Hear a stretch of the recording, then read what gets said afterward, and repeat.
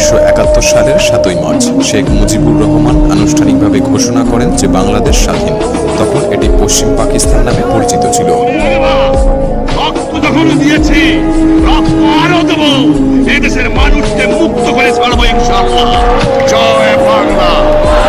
শান্তিপূর্ণ সমাধানের আহ্বান জানানো সত্ত্বেও এরপর অকল্পনীয়ভাবে একটি ঘটনা ঘটেছিল, যখন সংঘাতে আনুমানিক 3 মিলিয়ন বাংলাদেশিকে পরিকল্পিতভাবে একটি ভয়ঙ্কর গণহত্যায় নির্মূল করা হয়।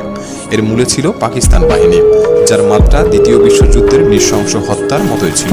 এই মুক্তিযুদ্ধে বাংলাদেশ বিশ্বের নতুন স্বাধীন দেশ হিসাবে গঠন হলেও সবচেয়ে দরিদ্র দেশে পরিণত হয়। যুদ্ধের ফলাফল কার্যত প্রতিটি রাস্তা, প্রতিটি সেতু, প্রতিটি কারখানা এবং প্রতিটি খামারকে পুরোপুরি ধ্বংস করে দিয়েছিল।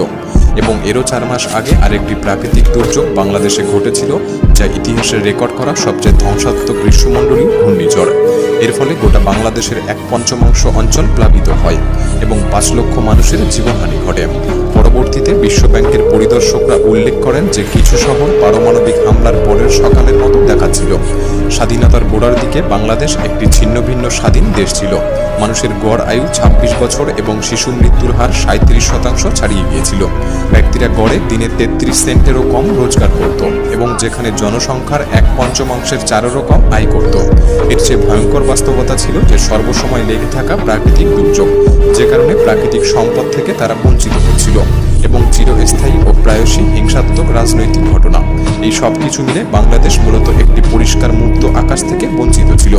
মানুষের এমনও ধারণা ছিল যে বাংলাদেশ চিরকাল দারিদ্র্য এবং দুর্ভোগের সমার্থক হয়ে থাকবে, দেশটি কোনোদিনই মাথা তুলে দাঁড়াতে পারবে না। কিন্তু আশ্চর্যজনকভাবে বিগত 3 দশক ধরে বাংলাদেশ সমস্ত ধারণার বিপরীতে গিয়েছে। বিশ্বের যে কোনো স্থানের মানুষদের মতোই দেশটি অগ্রগতি অর্জন করেছে। মানুষের আয়ুষ্কাল হয়েছে 180%। প্রাকৃতিক দুর্যোগ থেকে মৃত্যুর হার 100 গুণ কমে গিয়েছে। দারিদ্রতার হার 80% এবং মৃত্যুর হার 92% কমেছে। বাংলাদেশের অর্থনীতি এখন বিশ্বের অন্যতম দ্রুত বর্ধনশীল দেশের মতোই। দেশটির মাথাপিছু জিডিপি একসময় পাকিস্তানের তুলনায় 50% কম ছিল, কিন্তু এখন তা প্রায় 50% বৃদ্ধি পেয়েছে। এবং আন্তর্জাতিক মুদ্রা তহবিলের সর্বশেষ তথ্য অনুযায়ী 2022 সাল পর্যন্ত বাংলাদেশ মাথাপিছু জিডিপিতে ভারতকেও ছাড়িয়ে গেছে। কিন্তু সমস্ত প্রতিকূলতাকে ছাড়িয়ে কিভাবে বাংলাদেশ এত দ্রুত গতিতে এগিয়ে গেল? এটা সত্যি কি অর্থনৈতিক অলৌকিক ঘটনা? আসুন জানবো আজকের ভিডিওতে। তাই ভিডিওটি সম্পূর্ণ দেখার অনুরোধ রইল। আর নতুন বন্ধুরা চ্যানেলটি সাবস্ক্রাইব করে পাশে থাকা বেল আইকনটি প্রেস করে রাখতে পারেন। 1972 সালের শুরুর দিকে শেখ মুজিবুর রহমান একটি ছিন্ন ভিন্ন দেশে ফিরে আসেন। তাকে মুক্তিযুদ্ধের সময়কালে রাজনৈতিক বন্দী হিসেবে পাকিস্তানের কারাগারে কাটাতে হয়েছিল, কিন্তু আন্তর্জাতিক প্রেসারে পাকিস্তান তাকে ছেড়ে দিতে বাধ্য হয়। এরপর